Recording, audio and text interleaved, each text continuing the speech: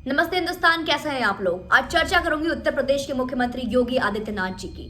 जी हां, जो हमेशा सुर्खियों में बने रहते हैं अपने सख्त तेवर के लिए, नहीं तो हमेशा अपने कड़े फैसलों के लिए, और फैसला वो भी ऑन द स्पॉट, जहां संसद में किसी विषय को लेकर, किसी कानून को लेकर उठापटक चल रही होती है, वहीं पर ये फैसला ले चुके होते हैं। जी हां, लेकिन इन सभी फैसलों में आज इन फैसलों को कहीं ना कहीं आप सबसे टॉप लिस्ट में डालेंगे। जी हां, चाहे किसी माफिया की गाड़ी पलटनी हो या किसी घुसखोर अधिकारी की किस्मत, योगी आदित्यनाथ जी के लिए कुछ भी मुश्किल नहीं है दोस्तों। तो लीजिए, दरअसल हुआ यूं कि उत्तर प्रदेश के सूचना विभाग में 4 अपर जिला अधिकारी प्रमोशन लेकर अभी हाल ही में आए ही थे जनाब। लेकिन हमारे योगी बाबा को पता चल गया कि ये जो प्रमोशन लेकर हमारे अधिकारी साहब आए हैं, इनका प्रमोशन गलत तरीके से हुआ है। अब गलत तरीके से प्रमोशन किस तरीके से होता है ये मुझे बताने की आवश्यकता नहीं है आप लोगों को, लेकिन जैसे ये बात हमारे योगी जी को पता चली, लीजिए फिर हो गया वही जिनका इन्हें डर भी नहीं था और अंदाजा भी नहीं था। जी हाँ, तो पहले नंबर पर आते हैं हमारे नरसिंह जी। नरसिंह जी सूचना विभाग में जिला अपर अधिकारी बनकर आए थे, लेकिन इनकी शुरुआत जो हुई थी वो एक चपरासी के पोस्ट पे हुई थी। योगी आदित्यनाथ जी ने उनको बोला कि इतना कार्यभार क्यों संभालोगे भैया, जो आप डिजर्विंग नहीं हो, जिसकी आप कैपेबल ही नहीं हो, तो वो चीज़ आप जिसकी क्षमता नहीं है, जिसके अंदर आपकी कुशलता नहीं है, तो ये आप तो संभाल पाएंगे नहीं, ये काम बहुत ज़्यादा भारी और डिफिकल्ट हो जाएगा आपके लिए। तो उनको वापस से चपरासी बना दिया गया। और ये नरसिंह जी थे हमारे बरेली में हायर होकर आए थे, प्रमोशन लेकर आए थे। सेकंड नंबर पर हमारे आते हैं दयाशंकर जी, जो कि फिरोजाबाद में अपर अधिकारी ऑफिसर के पोस्ट पर ये भी आए थे, लेकिन इनको वापस से चपरासी बना दिया गया।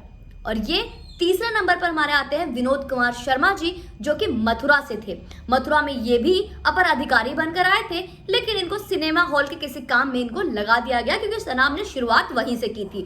चौथे नंबर पर हमारे भदोही के आते हैं अनिल कुमार सिंह जी, जिनको कि फिर से उस अधिकारी के पोस्ट को वापस लेकर सिनेमा हॉल के किसी टाइपराइटिंग काम से जहां से शुरुआत की थी वहां पर इनको भेज दिया गया। इसीलिए मैंने कहा दोस्तों कि हमारे योगी जी के लिए ना किसी माफिया का गाड़ी पलटना मुश्किल है, ना ही घुसखोर अधिकारियों का किस्मत पलटना मुश्किल है। उत्तर प्रदेश के गुंडाराज, घुसखोरी और इस तरीके के दिन गए रे भैया। और ये एक ऐसा उदाहरण है, एक ऐसा मिसाल है जो हर राज्य के मुख्यमंत्री को शायद लेना चाहिए, योगी जी से सीखना चाहिए, सीख लेनी चाहिए, लेसन लेना चाहिए। और इसमें सिर्फ हम इतना विचार कर सकते हैं कि अगर हर राज्य के मुख्यमंत्री अगर योगी आदित्यनाथ जी की तरह अगर होते हैं, जो अपने ही राज्य के घुसखोर करप्टेड ऑफिसर्स को वापस चपरासी और चौकीदार बनाने का जज्बा रखते हैं, वो मुख्यमंत्री कैसा होगा, उनका राज्य कैसा होगा। जी हाँ, तो ये उनके टॉप लिस्ट में आप सबसे ऊपर रखिएगा, क्योंकि मैं इसके लिए उनको सल्यूट करती हूँ। और ये योगी आदित्यनाथ जी का शायद ऐसा कई पहली बार भी हुआ है दोस्तों। आपको याद होगा जब कोरोना काल में, जब बिहार, दिल्ली जैसे राज्य जहाँ पे जो भारत की राजधानी है, जब हमारे केजरीवाल जी से संभली नहीं जा रही थी, जब बिहार और यूपी के लेबर्स और मजदूर को मजबूर कर दिया था, ऐसी परिस्थितियां उत्पन्न कर दी थी कि लोग अपने घर को छोड़कर रास्ते में निकल पड़े थे बिना किसी वाहन के। ना यहाँ पे कुछ खाने की व्यवस्था थी, ना ही कोई इलाज थी। उस कोरोना में उस राज्य का, जो राज्य भारत के सबसे ज्यादा पॉपुलेटेड है, सबसे ज्यादा आबादी वाले राज्य को योगी आदित्यनाथ जी ने पूरे विश्व में एक ऐसा मिसाल साबित किया, एक ऐसी उदाहरण दी जिसे कोई भूला नहीं सकता। उन्होंने उस वक्त भी लगभग 4 लाख, माफी चाहूंगी अगर मैं आंकड़ों में कोई गलती कर रही हूं, तो उतने मजदूरों के लिए घर और 1,000 रुपए का बयाना भी किया था। और उनका सिर्फ एक ही मकसद था कि कोई भी भूखा ना सोए। रात दिन एक कर दिए थे, एड़ी चोटी एक कर दी थी, लेकिन किसी को कभी भी कोई कमी नहीं आने दी। जो अलग अलग राज्यों से जो भगाए गए या फिर ऐसी परिस्थितियां उत्पन्न हुई जिनको कि छोड़कर जाना पड़ा अपने कर्म स्थल को, उनको भी उन्होंने सहारा दिया, जो उत्तर प्रदेश से बिलोंग करते थे।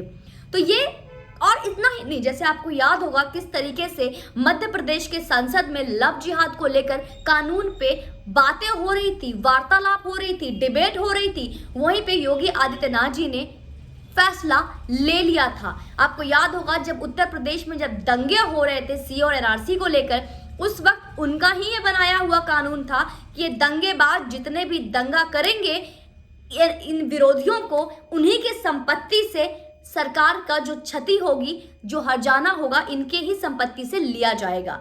लव जिहाद को लेकर भी कानून सबसे पहले बनाने वाले हमारे उत्तर प्रदेश के मुख्यमंत्री योगी आदित्यनाथ जी ही थे। तो दोस्तों, अगर आपको याद होगा, कोरोना काल में इन्होंने अपने पिता को खो दिया था।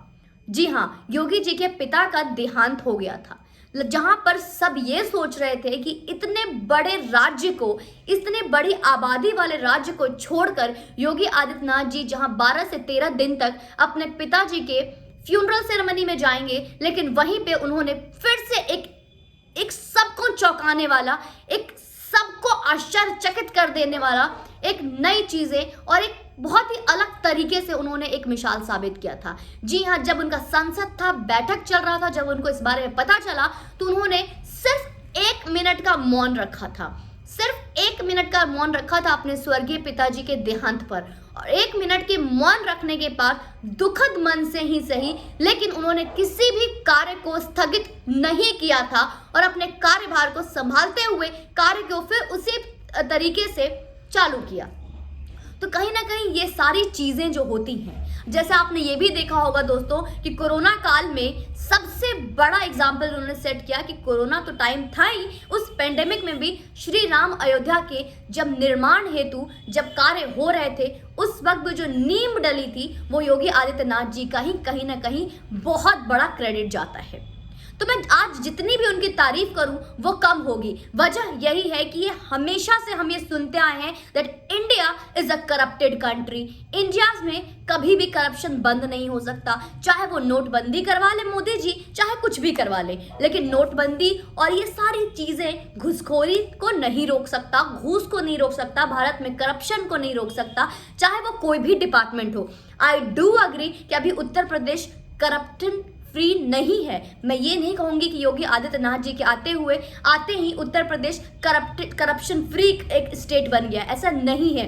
लेकिन इतना तो मैं दावे से कह सकती हूँ कि चाहे कोई माफिया हो, चाहे वो कोई घुसखोर हो, चाहे वो घुसखोर अधिकारी हो, चाहे वो कोई भी डिपार्टमेंट हो, एक बार तो हाथ जरूर कांपेगा ये सोचकर कि वो उत्तर प्रदेश राज्य में बैठे हैं और इस उत्तर प्रदेश राज्य का मुख्यमंत्री योगी आदित्यनाथ है, जिसको कि कहीं ना कहीं एलर्जी है गलत चीजों से, जिसको कि एलर्जी है घूस से, जिसको कि एलर्जी है चाहे वो कितना भी बड़ा ऑफिसर क्यों ना हो, उसको वापस से चपरासी और चौकीदार बनाने वाला।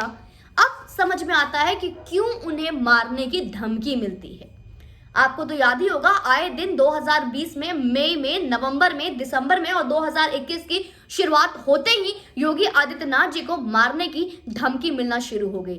किस तरीके से सोमनाथ भारती वहां पे जाकर खुलेआम उनको मारने की धमकी देता है। सोमनाथ भारती, जिसके बारे में मैंने वीडियो बनाई है, जिसमें आपने देखा कि मैंने बताया कि वो किस तरीके का इंसान है, जो कि उत्तर प्रदेश में हमारे योगी आदित्यनाथ जी के बनाए हुए स्कूल के बारे में और हॉस्पिटल के बारे में गंदी गंदी बातें करता है, जो खुलेआम उत्तर प्रदेश की महिलाओं को गलत गालियों से संबोधित करता है, गलत गलत गालियां देता है। जी हाँ दोस्तों, हमारे मिस्टर भारती ये कहते हुए भी नजर आए कि यहाँ पे उत्तर प्रदेश के हॉस्पिटल में जो बच्चे जन्मते हैं वो बच्चे आदमी के बच्चे नहीं होते हैं, कुत्ते के बच्चे होते हैं। आप किसको गाली दे रहे हो? इसका मतलब कि आपने वहां के सारे नर को कुत्ता और जितनी भी नारियां और माताएं हैं जो बच्चे जन्म दे रही हैं उन्हें आपने गाली दी, और शायद मैं वो शब्द भी नहीं निकालना चाहूंगी अब। और इस पर हमारे केजरीवाल जी मौन रहे। जहां उनको आप जनता पार्टी की तरफ से माफी मांगनी चाहिए, वहां पर उल्टा वो हमें पाठ पढ़ाते आए कि योगी आदित्यनाथ जी ने मेरे नेताजी को अंदर इसलिए नहीं जाने दिया क्योंकि उनको डर लगता है कि उनका स्कूल अच्छी तरीके से डेवलप नहीं है और ये बात दुनिया के सामने आ जाएगी। और ये चीज सीखना है तो हमारे शिक्षा मंत्री, छीछा ही कहूंगी, छीछा लेदर ही करते हैं, हमारे मनीष सिसोदिया जी से सीख लें। तो हमारे केजरीवाल जी को यही नहीं पता कि जो इंसान खुलेआम गाली दे रहा है वो सोमनाथ भारती, जो कि आप उसका देखोगे कई बार उसने अपने गलत तरीके से, और उनका जो गंदा भाषा है कई बार उन्होंने इस्तेमाल किया है। एक औरत पत्रकार को उन्होंने इतनी गलत शब्द को इस्तेमाल किया, उनको प्रोस्टिट्यूट तक कह के बुला लिया दोस्तों।